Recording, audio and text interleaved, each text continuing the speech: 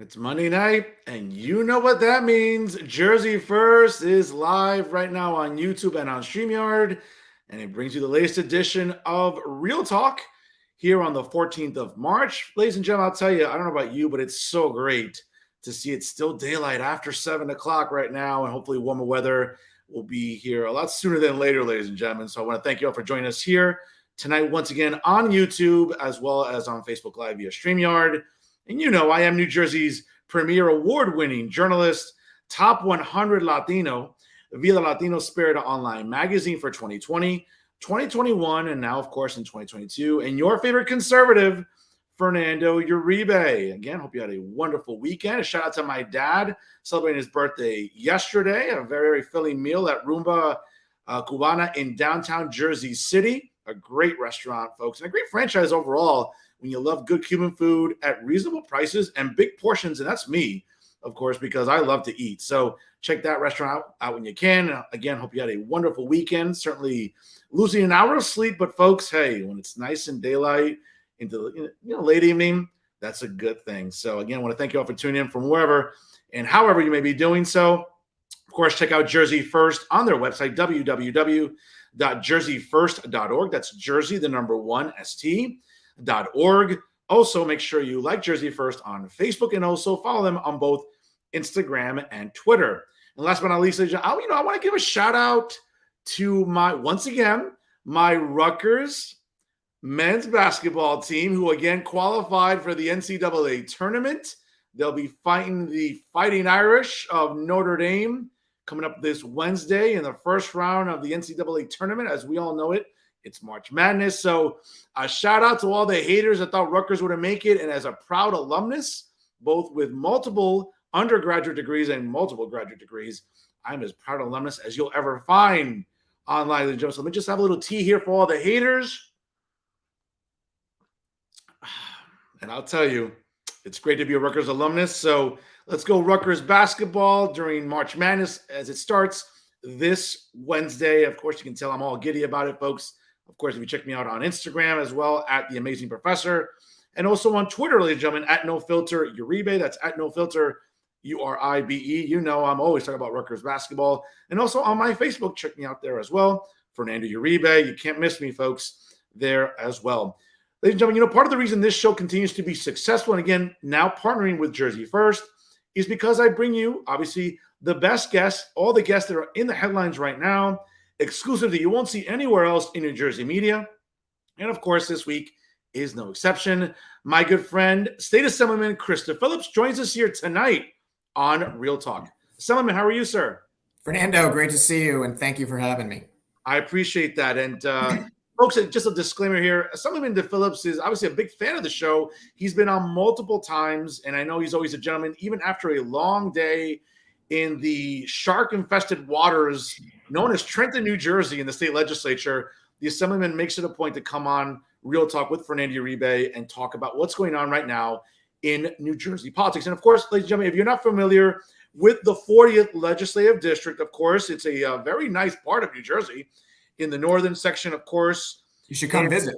Yes, we'll have to grab lunch and or dinner. I'll have to meet the missus at some point, and we could definitely do dinner. It certainly covers multiple municipalities in Bergen County. Ladies and gentlemen, it includes Allendale. Shout out to my personal attorney, Carolina Corbello, living in Allendale. Franklin Lakes, Hohokus, Midland Park, Ridgewood, Waldwick, and Wyckoff. And also includes the Essex County Township of Cedar Grove, in addition to the Morris County municipalities of also Penagoquac Township and Riverdale, and also in Passaic County, which includes Little Falls, Pompton Lakes, Totowa, Wayne, and Woodland Park. A very diverse. You got it down. You got it down. To say the very least, folks. And certainly Assemblyman DePhillips joins us here tonight on Real Talk. Mr. Assemblyman, again, you're in the headlines right now. And breaking news, obviously, over the weekend. And, leave it up to New Jersey Globe to break news, because nobody else is doing that in New Jersey media. Let's be honest. Not Insider NJ, not NJTV. It's always, David Wallstein. Whatever we think about David, hey, New Jersey Globe is really. He's out there. He's out there. I would love to see his contact list on his cell phone, to say the very least. But Assemblyman, you did introduce articles of impeachment against Labor Commissioner Rob Asaro Angelo, and that was big news over the weekend. I got to tell you, Mr. Assemblyman, I've done my research on this guy. I wouldn't trust this guy to rearrange the medication in my medicine cabinet. What is going on with people like this being hired to be the commissioner of labor in the state of New Jersey?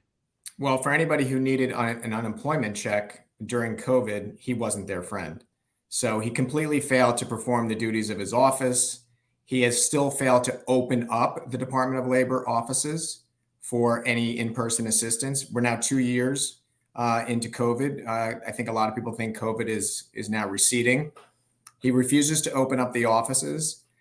He has failed over the last 2 years to process and pay unemployment claims expeditiously. There are still loads of people in this state that haven't received their checks.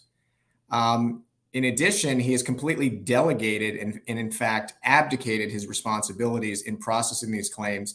And he's delegated that function to me and the 119 other members of the legislature to perform these duties. He's basically kicked himself and his offices to the curb and given us the responsibility to process these claims. And that is not our function. It's his function. He needs to open up the offices. He refuses to do so. I think there's arrogance about his positions on these issues. We've asked him to resign time and time again. He refuses to resign. So I've now taken frankly, the final step in introducing these articles of impeachment to basically, kick him to the curb. It's time for him to go. I agree with you. I mean, again, for all of us that, have done our research on him, and certainly we know a lot of people, Mr. Assemblyman, throughout the state that struggled during COVID to even get an unemployment check, to even get any sort of assistance or even access to resources during this pandemic, which, by the way, it seems like the pandemic it's the midterms election. And all of a sudden, I don't know, COVID's gone, Mr. Assemblyman. And we'll get to that later because I really want to have a little fun here at the expense of the left in New Jersey that really politicized a lot of this pandemic.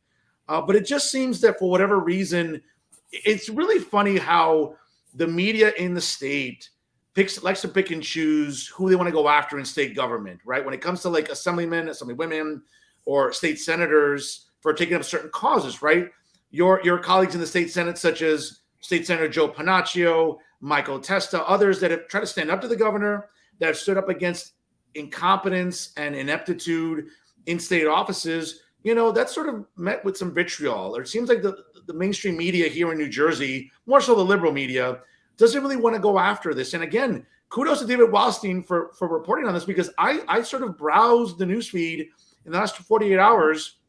Nobody else was talking about this. It seems like Uncle Dave, I don't know what he's thinking about. I know he's giddy that baseball's back and maybe his Mets will be maybe somewhat competitive. I don't know. Let's hope. That's my team. Well, I know. I mean, listen, I might have to wait to regrow hair for that to happen too. Who knows? But the bottom line is that whether it's Uncle Dave, right, or whether it's Insider NJ and Maxie Pizarro and the other clowns there, it just seems like this is a story that should be front and center on every news site in the state of New Jersey, and it isn't. And again, I love taking shots at my colleagues in this field because they're doing such a disservice to us, but more so about the fact that what you're doing, I think, represents tens of thousands, if not hundreds of thousands, of New Jerseyans that are just looking for some assistance during the pandemic. Listen, illegals get everything handed to them in New Jersey, but when it comes to taxpayers and citizens, they get the shaft. I'm sorry, Assemblyman.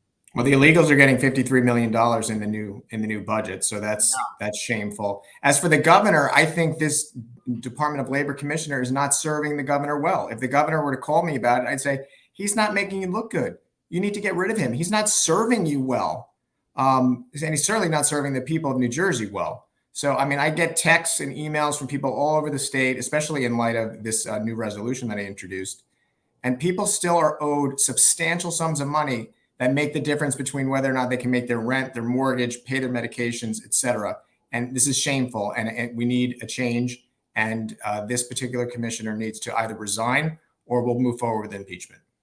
Mr. Assemblyman, some people might call this semantics by you, or there's DePhillips there with an antic, and it's just, sort of some symbolic gesture.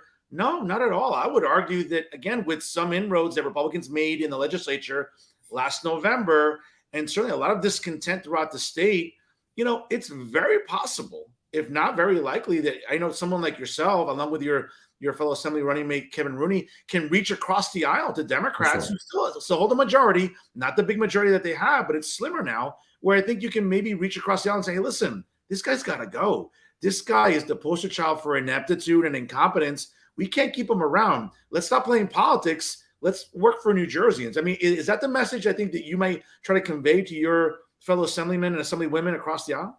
Well, I hope the message goes to the governor and he actually sits down with the commissioner and says, listen, you've had 2 years to get this fixed. Time's up. So yeah, if it goes to the floor, I would work my colleagues across the aisle for sure. I've got lots of friendships on the other side of the aisle, and I would implore them to do the right thing. And I think many of them know what the right thing is.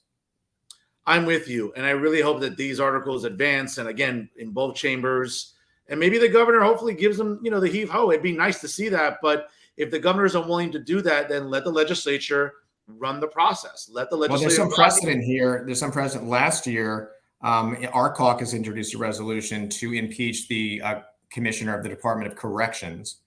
And 3 months later, he was gone. The governor listened and acted and asked him to move along, and he did. So there's some precedent here. So hopefully it'll be followed here as well. And that was really egregious what was going on in the DOC, especially after everything we learned with the Enna Mahan facility that was under the microscope. So that was another embarrassment, I think, for Trenton and the governor.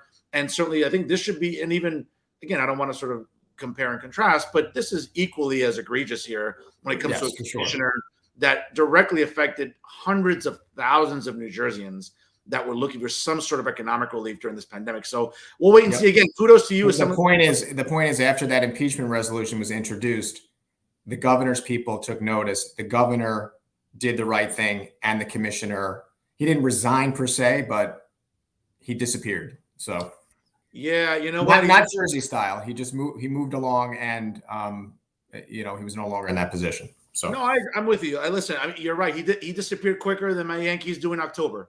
I mean, that's what happened pretty much. I'm telling you. So I'm definitely glad to see that those articles were introduced. Let's hope that it really gets the attention, like you mentioned, that it deserves, Mr. Assemblyman. And then hopefully the governor takes notice and maybe just gives them the heave ho, because again, as an educator, part of my livelihood is grading people. And I'll tell you right now, if there's anything worse than an F, that's what I would give Labor Commissioner Rob Assad. Well, and just one final note, there's no compassion there. The commissioner is showing no compassion to the people of the state that need these monies to survive. There's arrogance there, but no compassion. And there's no feeling for what some of the people in New Jersey have been going through over the last 2 years. And I think that is shameful. I agree with you. And again, that arrogance comes from knowing that every 2 weeks that direct deposit hits for state employees like him. And it's really, really embarrassing. So again, I hope that your articles of impeachment really, really get the attention that it deserves, Mr. Assemblyman. Folks, it's 7:15 here on the East Coast. If you're just joining us live right now on StreamYard and on the Jersey First YouTube, here this evening joining me is State Assemblyman Christopher DePhillips on Real Talk via Jersey First.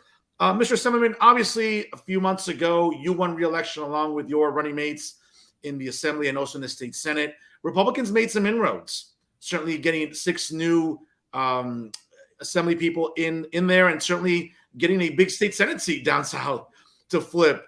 And listen, I talked about this with different people. I talked about this with operatives such as David Perano, who's big in the governor's office. I also talked about it with Chris Russell, who's Jack Ciarelli's campaign manager. Assemblyman, one of the things I talked about all last year was that, again, listen, Democrats have a lot of advantages when it comes to the voter registrations, the apparatuses in the counties, the machines themselves, not the devices, but the county parties. They just mobilize really well. And I knew that because of those things, I kind of gave the governor the edge. I said, hey, I think the governor is going to win by the skin of his teeth. It's going to be a lot closer than people think. And people laughed at me. I got so many DMs and emails. And guess what? I got a lot of free dinners coming my way because I was bets. But you were right. You were right. The fact is Republicans were able to galvanize a lot of anger in different pockets of the state. And I think that polling we've learned is not reliable. We learned this going back to 2016. The fact is that there were pockets of the state that were very unhappy with the governor. And it showed on election night, where it took, again, not until I think Wednesday night or Thursday morning for the governor to sort of, breathe a sigh of relief. I think Republicans got the message out. We saw, 6 hours south on Route 95 in Virginia. It's a different world politically, but you started seeing from a national perspective that Republicans were making gains in Virginia and in New Jersey collectively. I think that's a message that I would argue can be carried over into 2022, where we all know the midterms, where it's funny where COVID doesn't exist anymore, right? It's the midterm elections. Masks came off in our schools. Public buildings don't require masks. It's like, whether it's, I mean, again, I'm not trying to make light of this, but I almost want to give like Vladimir Putin like the Nobel Prize in medicine, because my man just ended COVID in the last 2 weeks. I don't hear about COVID anymore. It's crazy. But on a serious note, it's really, really astonishing now how, to some extent, Mr. Assemblyman, COVID got politicized enormously by the left in New Jersey. Some would argue maybe in the governor's office, some in the legislature as well. That's not going to be the case. They can't hang on this anymore. And I think Republicans, like they did in November, can make some serious strides in 2022. Where am I wrong in any of my analysis here? No, I think a red wave is coming in 22. I think it's going to continue. We had gains in 21, as you said. We picked up 7 seats in the legislature. Great developments.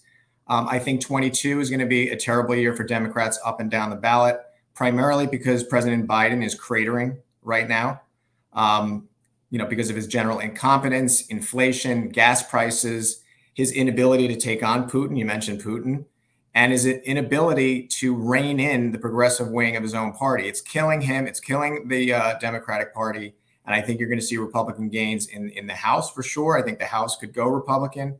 You're going to see pickups in the Senate as well. And then that's going to drop down to the state level, county level, and the local level as well. So, the state of the GOP is very strong in New Jersey, given what we just came out of in 2021. Even though Jack did not win, he produced wins for us up and down the ballot in New Jersey, so we have to give him credit.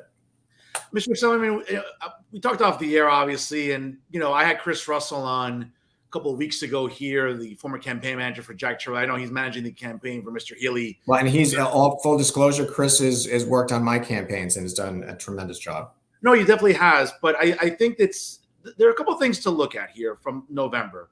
Certainly you winning re-election along with Kevin Rooney and your state Senate running mate as well. Congratulations on that.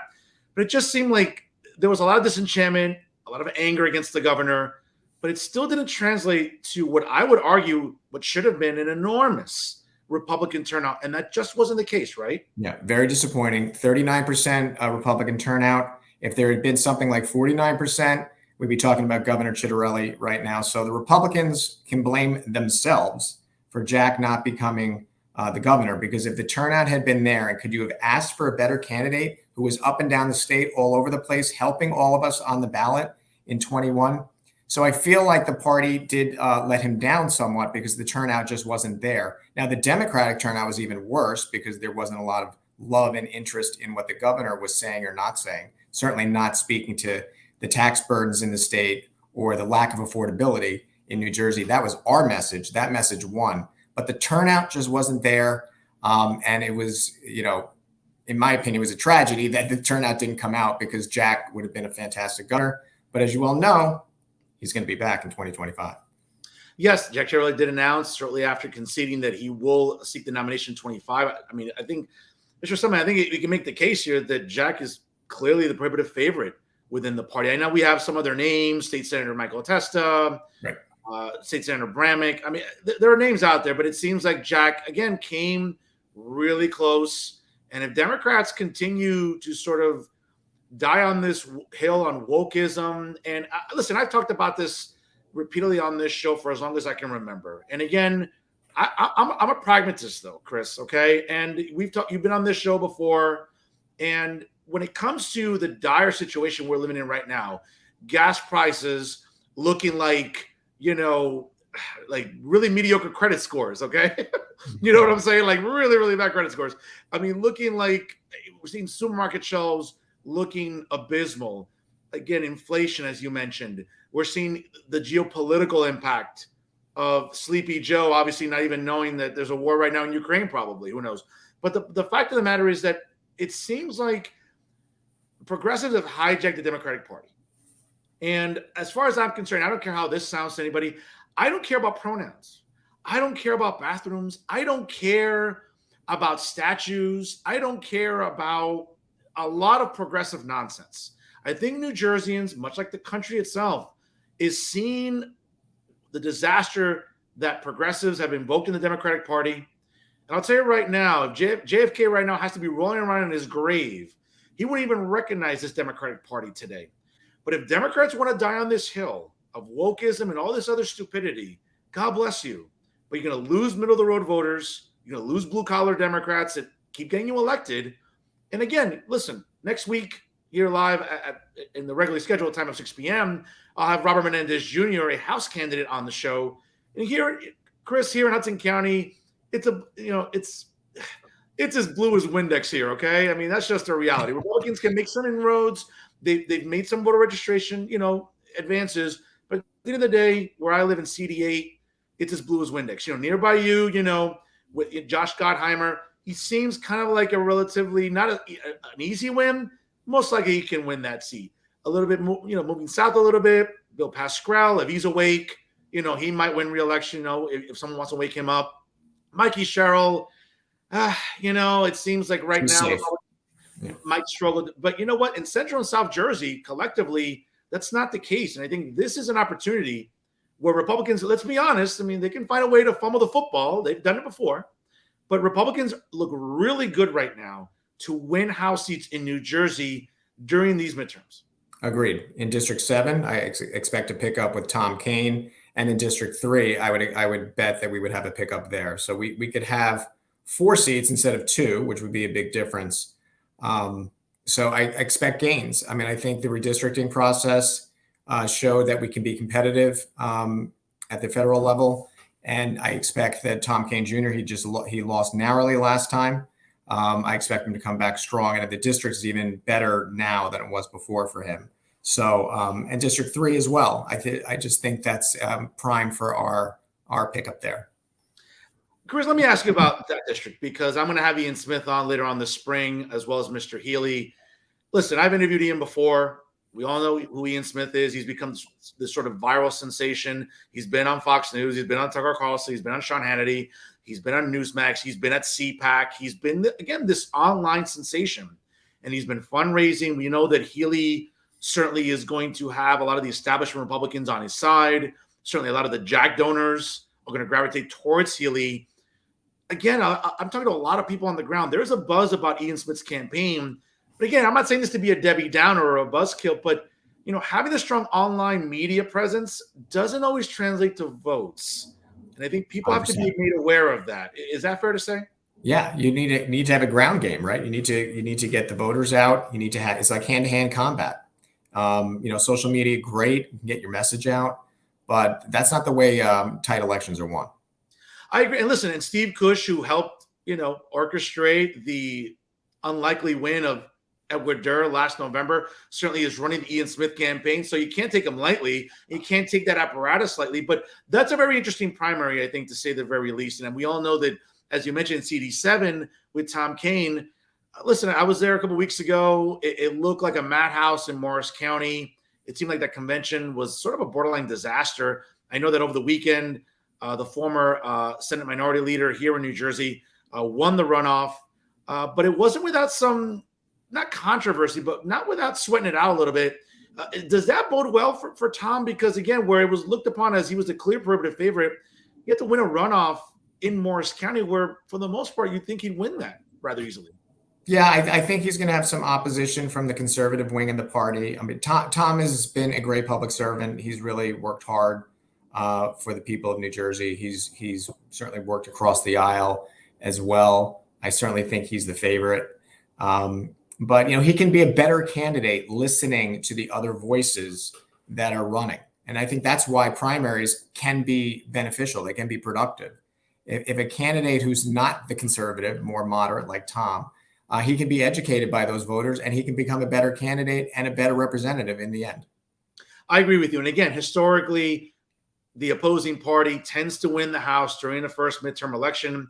There's been some exceptions, though, in recent memory. We saw in 2002 under President George W. Bush, where Republicans actually held the House and gained some seats. And in 1934, under President FDR, Democrats kept the House and gained some seats as well. But, historically, the opposing party tends to win. We saw that in 2018 under President Trump, right? The Democratic tsunami, where I'll be very honest with you, Chris, what I there are two words I don't want to hear on January 1st, 2023, and that's Speaker Pelosi. Let her go back to San Francisco. Let her get her Botox She can injection. rip her speeches up over on the West Coast. Yeah, let her get like her 57th booster shot and her 58th Botox shot and whatever else. But I don't want to hear Speaker Pelosi. I don't even want to hear those words uttered. Republicans. Well, I think a lot of Democrats don't want to hear Speaker Pelosi either. So more mainstream Democrats, more moderate Democrats, like the moderate Democrats that live in this state, she's not a standard bearer for them. No, I agree. And again, and as I have Robert Menendez Jr. on the show next week, I mean, I'm really going to talk to him and say, listen, you're in a county where it's very middle class, blue collar, working class Democrats, across the river in New York City, right? The Puerto Rican princess, AOC, that act plays well there. That doesn't play well in New Jersey. Like that sort of woke, socialist, economically illiterate type of House member, that doesn't play well in New Jersey, though, Chris. And I think that Democrats, again, have to sort of be careful about living and dying on this hill of, I want to be a leftist. I want to make sure I cater to the progressive wing. That's not going to get you votes. Again, it works in New York City, and that cesspool. It's not going to work in New Jersey. You should remind Rob, and I think he knows it, that New Jersey is a moderate state. How do you spell Jersey? The answer is moderate. And moderate Democrats will do well in our state, and moderate Republicans that certainly have done well.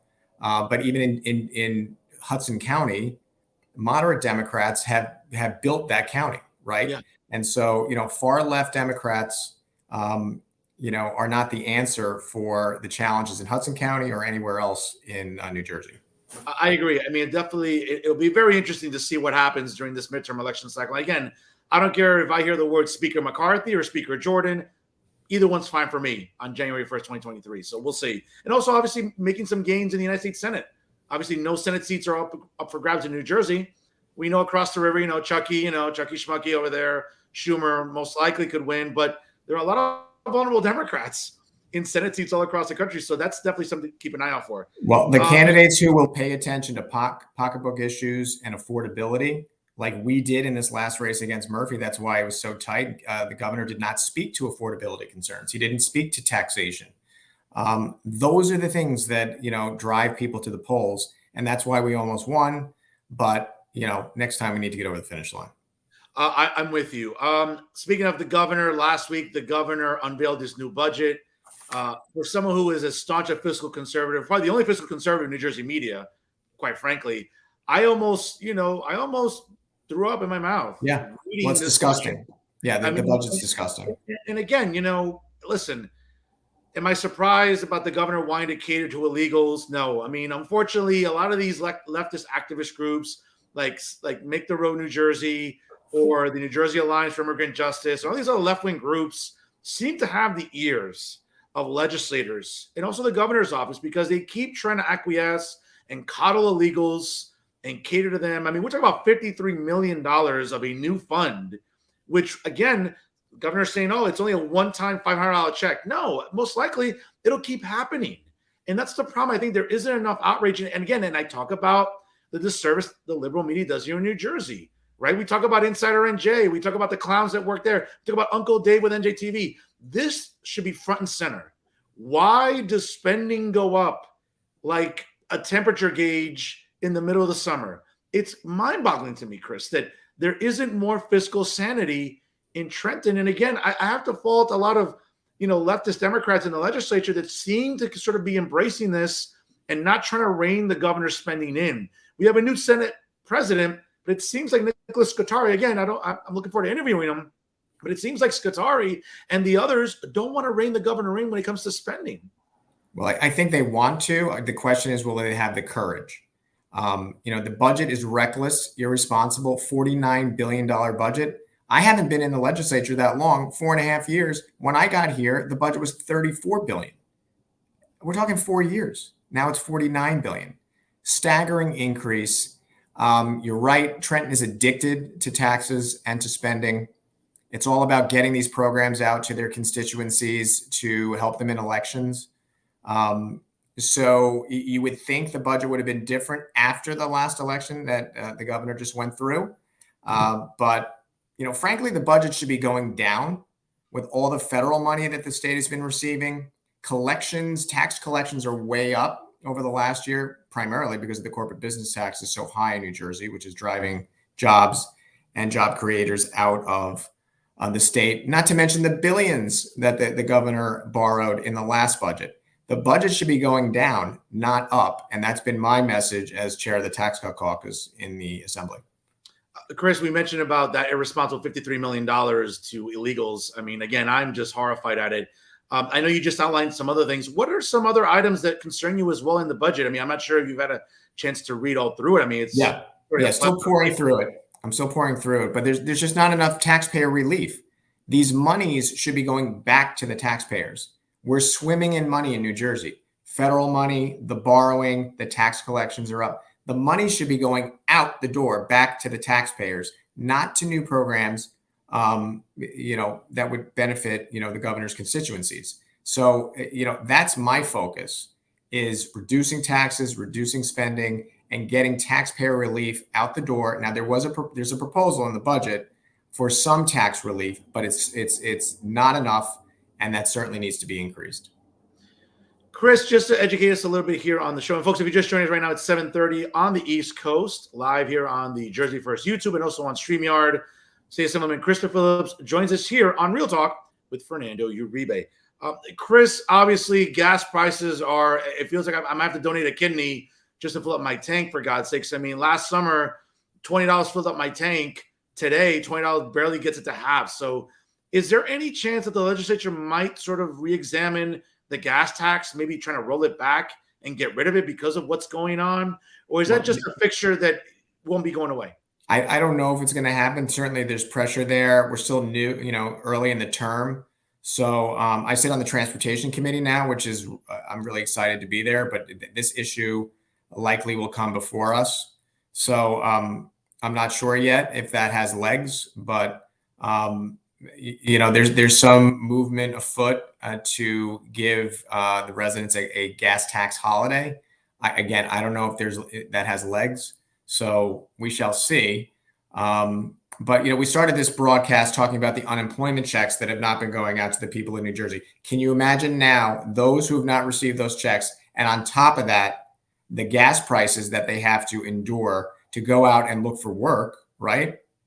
And they still haven't gotten their unemployment checks, but the gas payments that they're going to have to pay while they're looking for a job. So it is a crisis for sure in our state and in the country.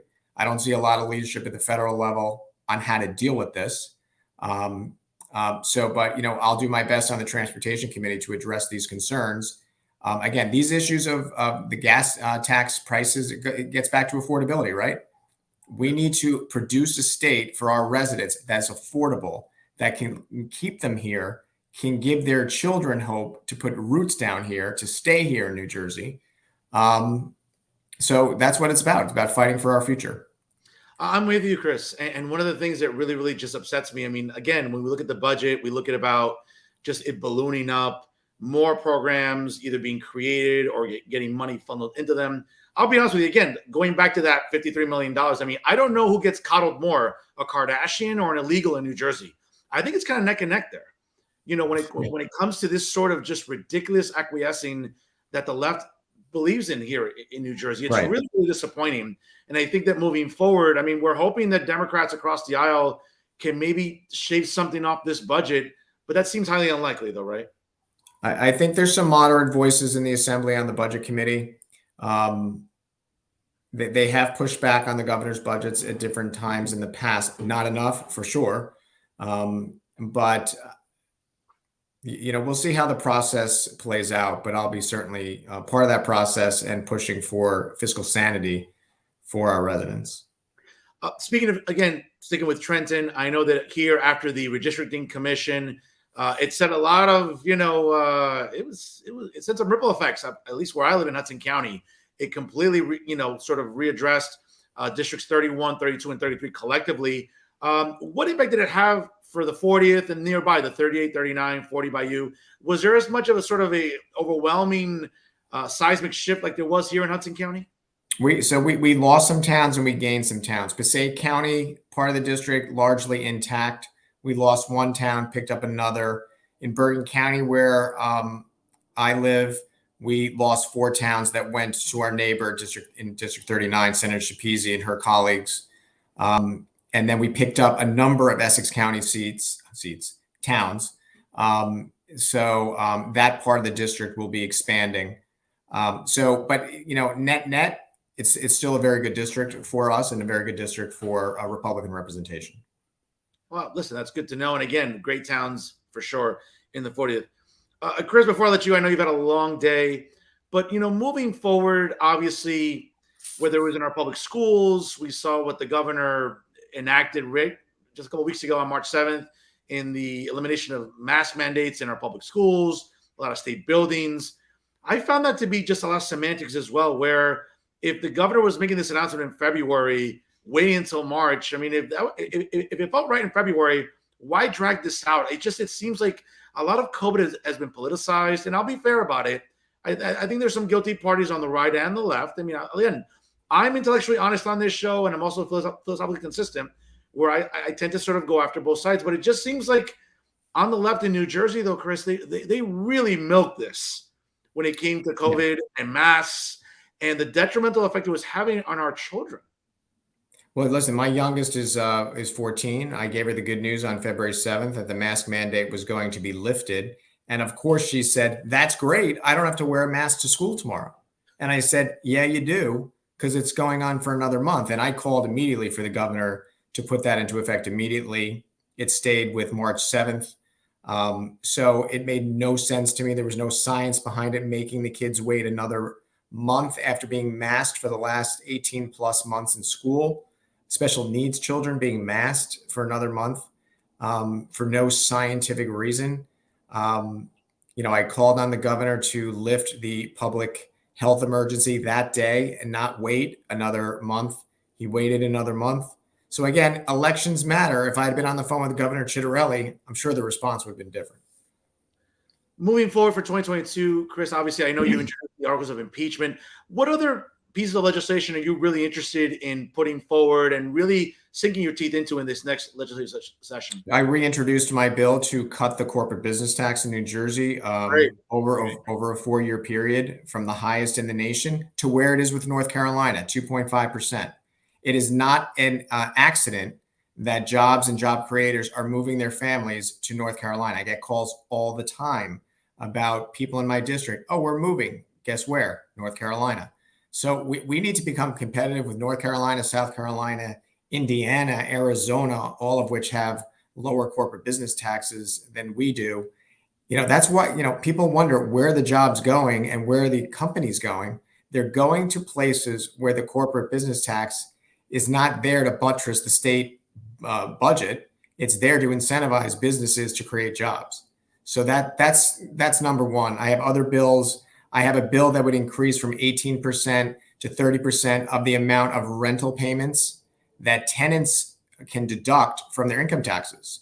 So it's not just homeowners that need property tax relief, it's tenants as well. And I'm pretty sure that's going to get posted on the board in the assembly at some point soon. There's definitely bipartisan support there. Tenants should receive property tax relief as well as homeowners. So I expect that to be passed in the coming weeks.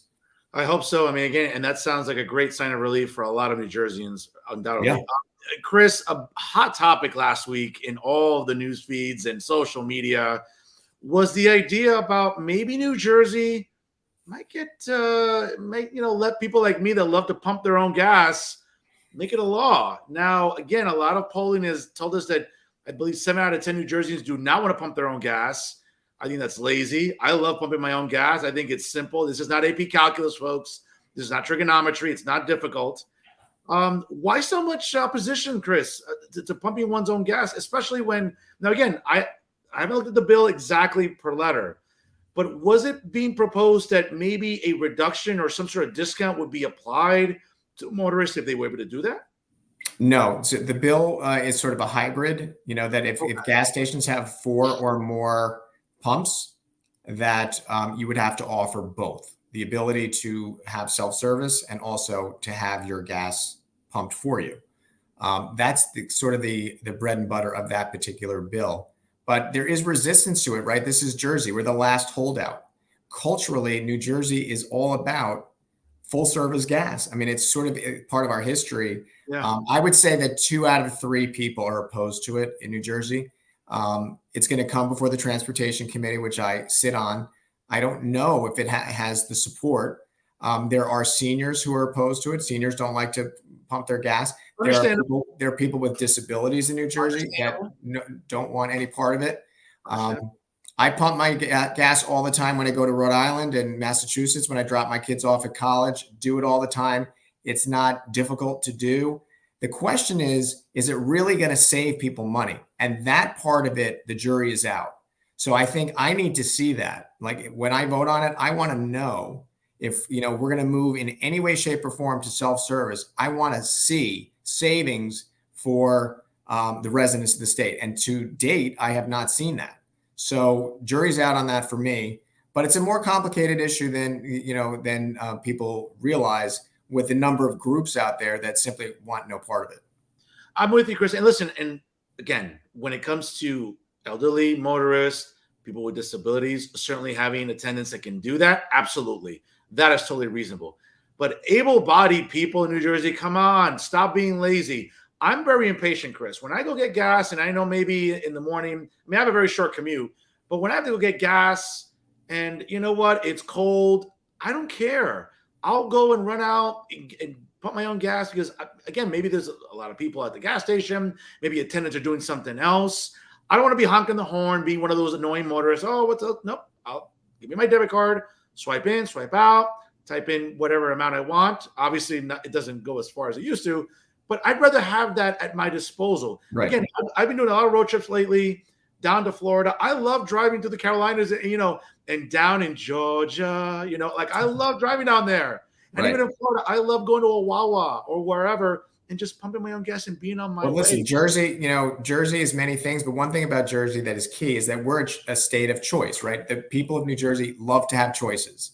So if you can go into a gas station and have that choice to do self-service or to do full service, I think most people would be happy with that. The question is, are there enough gas stations in New Jersey? There are a lot of mom and pops that don't have a lot of pumps, so under the bill currently, those people would not have to provide self-service because they're a mom and pop, they're a small entity. Sure. Again, it's a topic that continues to generate a lot of debate. Another topic last week that was reported on, apparently there's going to be, I think for the full calendar year, the moratorium on licenses and either the fees for motor vehicle licenses, marriage licenses. I was reading that. Was that being proposed, Chris? That has not come before me, so I have not seen that. Okay, I did see it. I was like, wait a minute, wow. Like they want to make marriage licenses free. I'm like, I don't know if that'll really encourage people to get married in New Jersey just to make it cheaper, but we'll see. I did read that in a few different headlines that might be proposed in the budget. I'm not sure. Yeah, I'll have to check the budget on that. But I think people who want to get married, are not going to be holdouts because the marriage license costs, a certain amount of money. And the same thing with the motor vehicle license. If you want to operate a motor vehicle, it's $24. Again, I'm not trying to sound arrogant, but if you want to drive, I don't think paying $24 is the end of the world. Again, it's like anything else. I did see in a couple different sites where, hey, nothing's ever free, Chris. And I think I love when people say, well, there's going to be free this and free that, so that fee's going to be waived. No, folks, that gets passed down to us some way, shape, or form. Case in point, the Community College Relief Act. On its premise, it sounds great in helping sort of working class families, but someone's paying for it, okay? It's not free.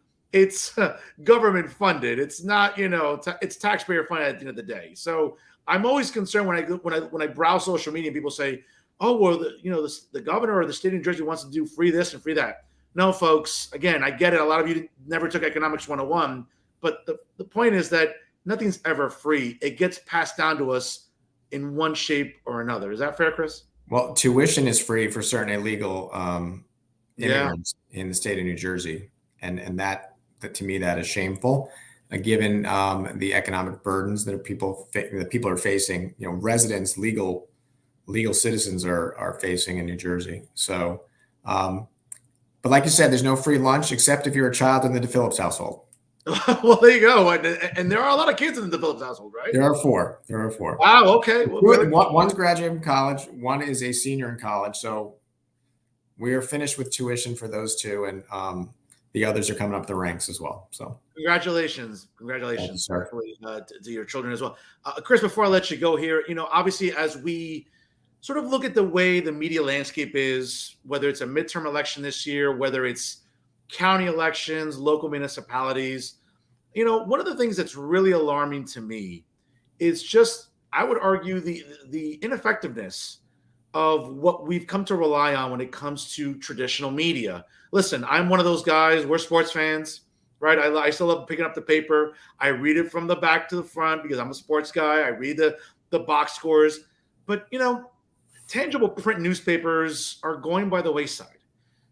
People are relying more on their smartphones. Obviously, digital services for news sites have become the norm for as long as I can remember.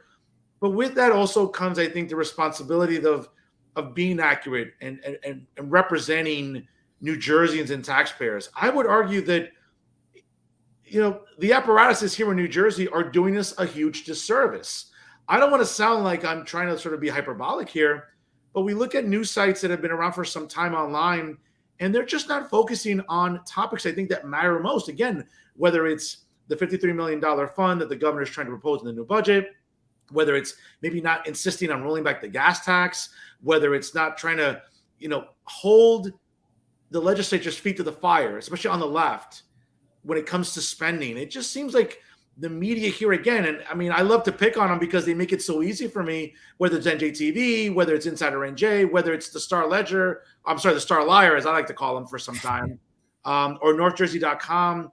It just seems like these news sites have zero interest in really representing New Jerseyans. And again, they just continue with their own agenda and picking and choosing what to be outraged about. And I think it's virtue signaling on steroids, Chris. Am I wrong here? Did you see the COVID briefings that the governor had for the last 2 years? Obviously, they're over now. But the mainstream media in New Jersey, I called him the Teflon governor, right? They never shot back at him on his COVID policies, on his economic policies, and nothing against him personally. I'm not saying they should, attack him personally.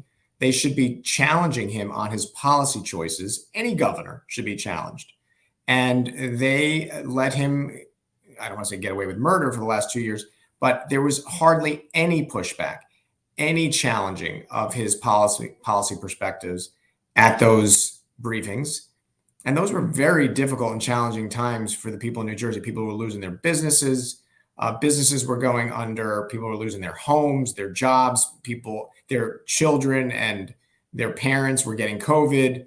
I mean, it was a very difficult time. There's no pushback whatsoever. And not just, the social media sites that you're talking about where accuracy is not necessarily paramount. We're talking about traditional media outlets in New Jersey not challenging the leaders of our state. I'm an elected official. I expect to be challenged hard by reporters when, I introduce something or when I voted a particular way. I expect that should happen at all levels. But for whatever reason, I didn't see that for 2 years in those COVID briefings. And I don't know if it's part of it's laziness, not doing their homework and not researching alternatives, or just having the courage to challenge the governor. He's the leader of our state. And I certainly think he's up to the task to answer those questions. But, I agree with you. It's the media is in a weird place in this country right now. No more newspapers. You're singing my mother's song. She's 87 years old, and, no more newspaper at the front step. I mean, she's pretty savvy for an 87-year-old in terms of, working with her phone to get news. But it's not so easy for all seniors, and, they're cut off. It's really disappointing, Chris. And again, listen, I love calling out my peers because it's so easy. They make it's like throwing me a softball down the middle of the plate where I can just call them lazy because that's what we've seen for some time.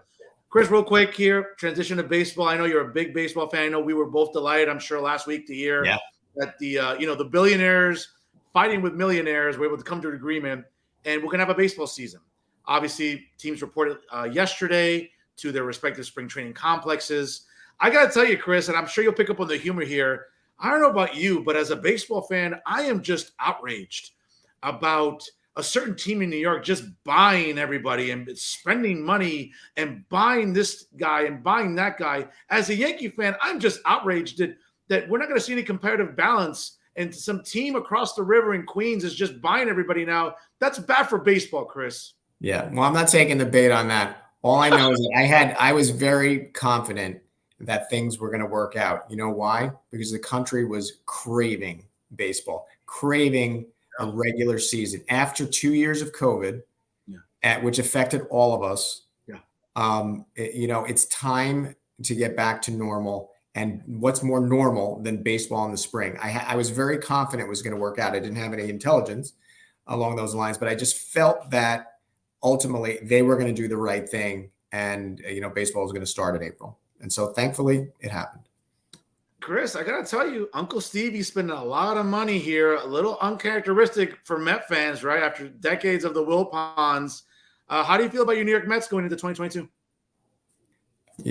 I hope it's not going to be the same old, they start off pretty good, the midpoint of the season, they're looking good. And then the collapse happens in the fall. So I'm hoping for a different kind of season. Well, I have nothing to look forward to. My Yankees look about as inept as the labor commissioner. Let's be honest. I mean, that's just the truth. And I'm a diehard Yankee fan, as you know. Chris, thank you so much again for joining us here. You're always a gentleman, and I really appreciate your faith in this show. I know you've been one of the guests that's been on consistently since its inception in June of 2020. I really appreciate the time that you take to talk with me. And again, one of the few conservative journalists that is fair, and is very, I think, objective when it comes to talking about issues and policy prescriptions that New Jerseyans, I think, at the end of the day, really want to talk about. So I want to thank you for that and your faith in the show and your support of Real Talk Now with Jersey First. And I'll give you the last word, Chris. Yeah, I'm going to watch next week when you have Rob. Is it next week on Rob Menendez? Yep, next Monday at 6 p.m. Yep. Yeah, so I think that'll be good for you and certainly be good for the people of Hudson County to hear what he has to say about his run. But I think it might bode well for you to get some more moderate Democrats on your show, because I think that, that can only, bode well for your viewers to get different perspectives, Democrats, Republicans. I'm pretty interested to hear what Rob Menendez is going to say. I've heard good things about him from being on the Port Authority board. So I think he has, a bright future, but, it's important to hear what he has to say and what he intends to do. No, he'll be a great guest. And just not to give too many spoilers out there, but the president of Now will also be joining me on the show in a few weeks. Great. That's great. We'll be having some other journalists on, especially on the left. So you'll be definitely interested in watching. And I will, I'll go to bat for you and try to get my congressman, my neighbor over here, Josh Gottheimer, who's a moderate Democrat, see if he has the courage to come on. Listen, I'm fair with everybody, Chris. So please get him on. And you certainly are. I appreciate your support of the show here on Jersey First and on StreamYard. Thank you so much for joining us, Chris. Yeah, great to see you as always. Take care, man. All right. Bye-bye. All right, folks. Great show here today with State Assemblyman Chris DePhillips. Again, a long day for him being in Trenton, driving up from there and joining us here live on Real Talk with Fernando Uribe. He's always a gentleman. I really appreciate Chris DePhillips because he's been one of the original, consistent guests on this program since I started in June of 2020, right in the middle of the pandemic, doing the show from home, again, as I've been still doing, but always a gentleman to answer my texts and my emails and look at his calendar and say, hey, Fernando, I want to come on your show and talk policy with you. He's always great about that. So, I'll definitely have him on later on this spring, if not the summer as well, see how the budget talks are progressing. And hopefully maybe we can shave some of the fat off this budget because Jesus Christ, I mean, talk about irresponsible spending in Trenton. It almost becomes synonymous with the Garden State. So we'll see. Folks, again, I want to thank you all for tuning in here again on Jersey First via their YouTube page and also on StreamYard. As a reminder, you can check out the episode in its entirety right after the show goes off the air. Make sure also you share it on your social media. Don't forget to follow Jersey First on both Instagram and Twitter at Jersey First. Also, make sure you check them out on Facebook and like that page and check out their website, www.jerseyfirst.org. That's www.jersey1st.org. All I can say is for the lovely ladies that are in charge of Jersey First, Elizabeth, to Rosemary, to Audrey. I tell you, I love working with them. They've shown a lot of support for this program, and they've just shown a lot of faith in me and in my brand of opinion journalism, which is award-winning, by the way. At the same time, I'm so proud to be a part of Jersey First, and I look forward to contributing here every week, folks, once again. Now, again, we have a special start time tonight at 7 p.m., but the show will return in its regular time slot, again, on Monday night, 6 p.m. next week. So you definitely want to tune in, as we'll have CD8 House candidate Robert Menendez Jr. on the show. He's a good friend of mine, and we'll definitely be able to talk a lot about what's going on in this election cycle, his run for Congress in the House of Representatives, replacing the retiring Albio Ceres, what's going on with the Democratic Party, that and much more, obviously, next Monday night. Mark it on your calendars, folks, at 6 p.m. Eastern time here for the latest edition of Real Talk. Always remember, ladies and gentlemen, if it's unbiased, unfiltered, and unafraid, it's always Real Talk right here with Jersey First via YouTube and also on Facebook Live. I am New Jersey's premier award-winning journalist, top 100 Latino via Latino Spirit Online magazine for 2020, 2021, and now in 2022.